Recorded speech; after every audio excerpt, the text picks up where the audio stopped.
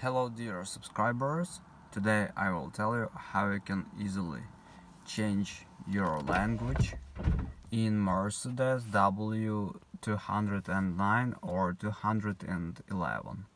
So for doing this, first you need just to turn right your key one time, and after you will see settings. If you don't see settings, you need to click on this button and just click it until you will see these settings.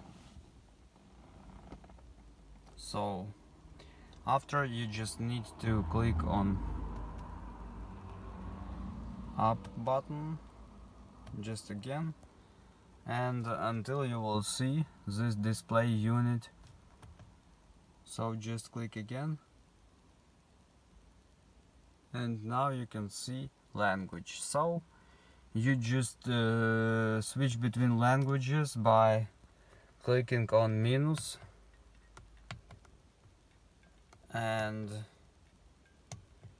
it will successfully change your language by clicking or minus or plus. So just if you choose it, just go back. So just switch again your menu and it will successfully change your settings. So this is how it works. So thanks for watching, have a nice day, subscribe to my channel, click like, and goodbye.